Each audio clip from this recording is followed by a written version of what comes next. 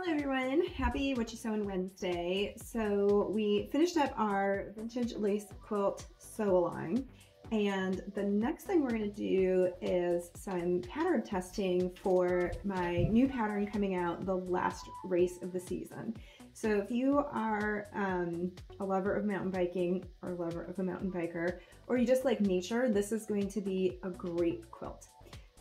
So for this session, we're going to need just some scraps of red and some scraps of a low volume. So I'm going to get these pressed and cut and see you back here. All right, so we've pressed our little scraps. We've made some small squares from red. We've made some bars, larger squares, and smaller squares from our low volume. So I just pulled a scrap to make both of these blocks that go into the quilt, but this is an opportunity to dig into that scrap bin, and these are pretty small scraps. So making this mixed is going to give you a lot of texture. So I encourage you to mix fabrics, not just throughout the quilt in the different blocks, but within the blocks too. And there's only 2 of this block, but as we progress through the quilt, there will be some of the blocks there's more of, and that's a great opportunity to incorporate some of that interest and texture that comes from mixing your fabrics. So my challenge to you is to not buy fabric for the top of this quilt.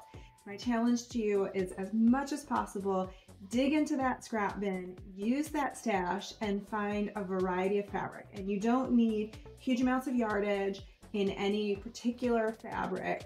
So the yardage adds up across the quilt, but it's in small units. So this is that opportunity to get in there and use up some of that small stuff, combine those little bits of fabric that you love too much to part with, you don't want to throw them away, and clear out that space so you can start buying more fabric. Let's be honest, the point of using fabric is so you can not feel guilty buying more.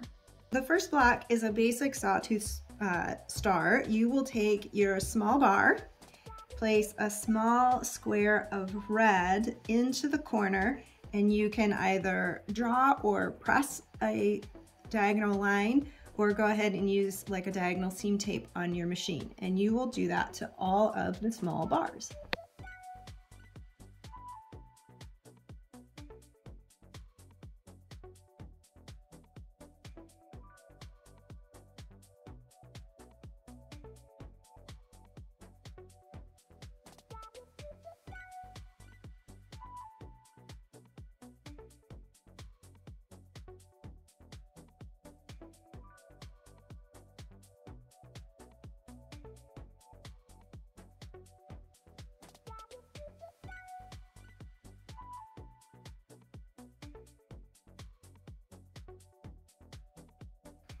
So I would consider this pattern a skill building sampler appropriate for all levels. It might just be a fun design that you like,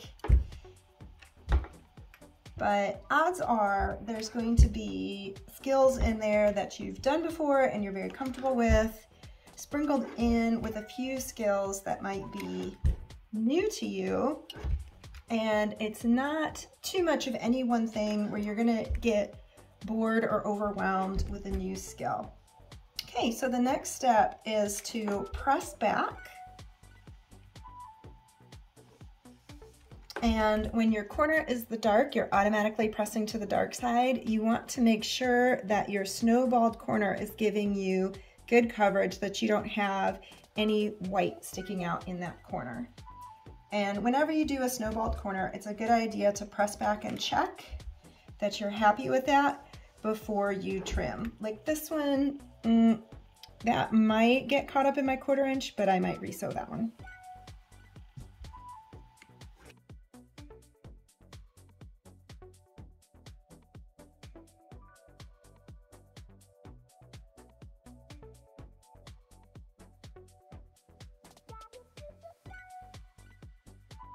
So once you've made these single snowball units, you're going to snowball again.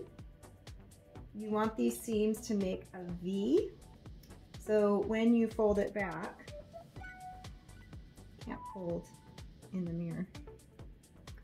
you will end up with a flying geese unit, and you need to press in between these squares because we're going to get an overlap here. So this seam needs to be pressed before we sew the second seam.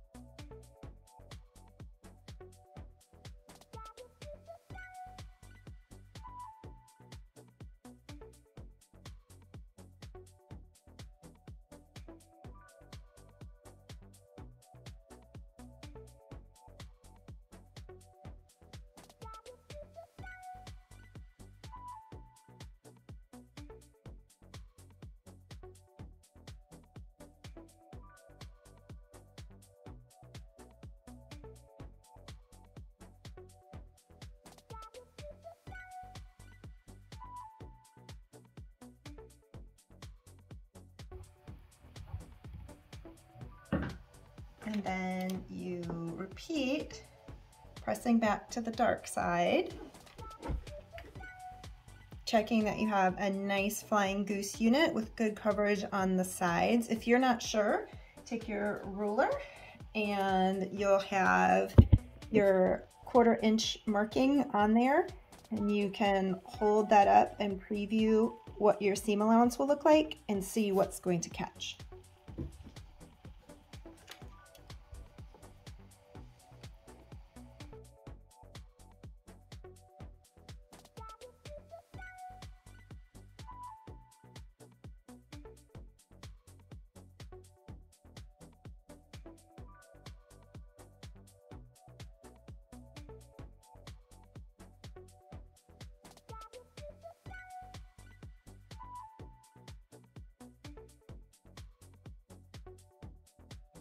Okay, now that you've made your flying geese units, we've boiled this sawtooth star down to a simple 9 patch, and we're going to sew this together patchwise. So you'll sew into rows and then join the rows together.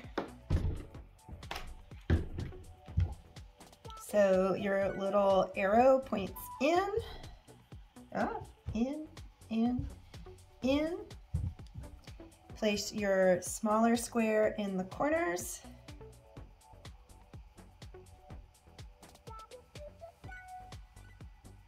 Place your larger square in the center and sew together.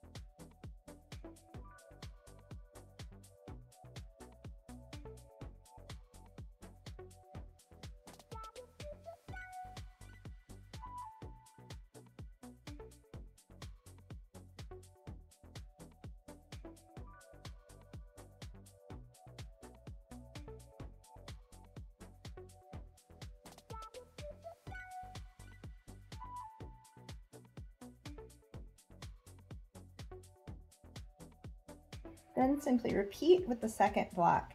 This pattern was designed to have enough chain stitching to be efficient, but not so much that it's boring.